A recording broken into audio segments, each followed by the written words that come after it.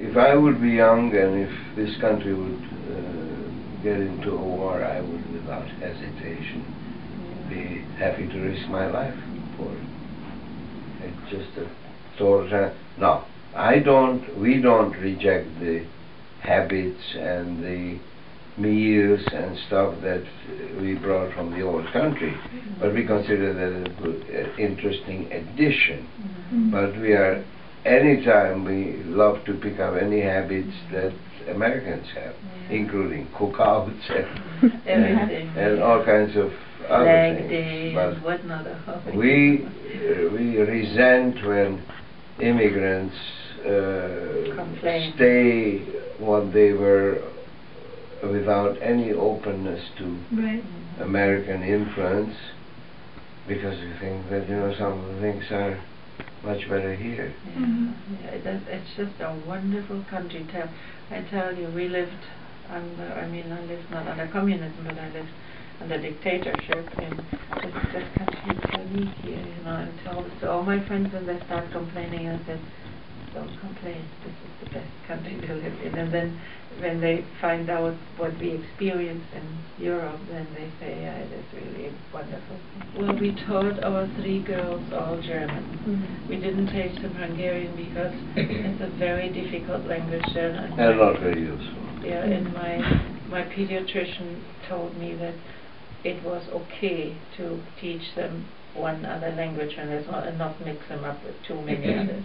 So we taught them, and then my daughter and my son-in-law, all 3 daughters are married, they begged me to teach their children German, you know, minimal German, you know. And so here, this little Andrew, he's adorable, he's 2, the things he says, you know, in German, he tells my daughter, calls her with a nickname, says, her name is Maria, and he calls her Anna, instead of Auntie, he says, Anna-Mia, he says. Anna-Mia, he says, in German. Thank you so much, she gave him a present or something, but she says it in German. So my daughters understand German. They say, Mom, he's so cute when he talks German. So that's one thing, and then... And we go to... I wasn't in Hungary for 25 years because I had nothing but bad memories. So finally I did go back with the whole family, and the whole family fell in love with Hungary. So we go usually every year once to both Hungary and Germany just to visit. Well, I have a sick brother in a nursing home, and he's really very ill. So we visit him, and then we visit his cousins. You know, Tom was an only child. He has no siblings. But when my parents were alive, we would go maybe more often to help them, you know, because they got elderly, and we had all left Germany, you know, and so nobody was home from us, and that's a hard thing for parents. But other than that, no, maybe UNC, European, they are all from Hungary and Austria and Germany. But see, Austria, they speak the same language, so... We are not ashamed of anything in our culture, but we are wide open to whatever is doing here.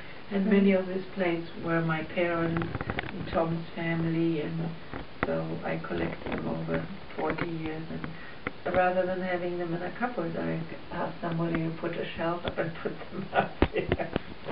Well, you know, I was running a company for 30 years, and what I like is that Americans in general do not try to be the focus of attention. So when we had a major victory in our business, I would bring people together and give them a praise, and I would praise this guy and say, yeah, it wasn't really me, it was John. So in Europe we find that people are more trying to promoting themselves, and here I just love the idea that they pass on the credit to others.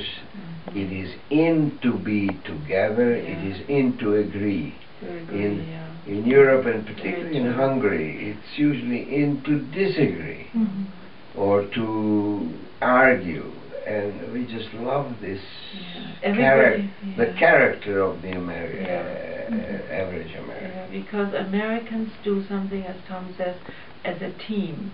and they don't care if they, now in Germany, and I speak for my own country, in Germany is, I did it. It was my idea, so you can't benefit from my idea type thing, you know. That is unique. And when my father came home from Japan, he worked for the Americans and translated books and military books, you know. My father spoke fluently French, English, and German. And that was the one thing. My father took some courses from the Americans, and that's the one thing he said. He says, Jutta, it's just unique how Americans work together to aim at a goal that needs to be done. You know, like that you two probably do this job together. That's in our school was never.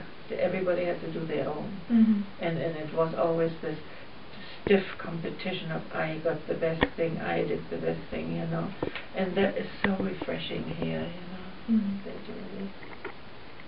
You know, I spent 25% of my life traveling while I was in business. And often I was on an airplane and they said, unfortunately we can't stand because the weather is bad. And so time went later and later. My neighbor would say, you know, Tom, if your hotel is closed, then I'll be happy to have you can stay at our place. In Europe, it doesn't happen that often. Every European that comes here, at least for the first time, they're very positively impressed about the American outlook in life, the American character in general. I mean, every country has some loony guys and loony women, you know, but this is the way the world is. Put it in a simple sentence. We are delighted to be Americans, and we consider we have been enriched by other flavors of cultures. But our primary being now is American, and we want to be that way. What is so nice when you fly back and they look at the passport and they know that, you know, they look like, okay, I was born in Berlin and Germany and everything, and then he sees that we are Americans, and then he looks at me many times, and he looks at me and says, now welcome home. They say, you know, the people, they could just say, here's your passport, go on, you know. There is a very deep, ingrained appreciation in Americans. You know?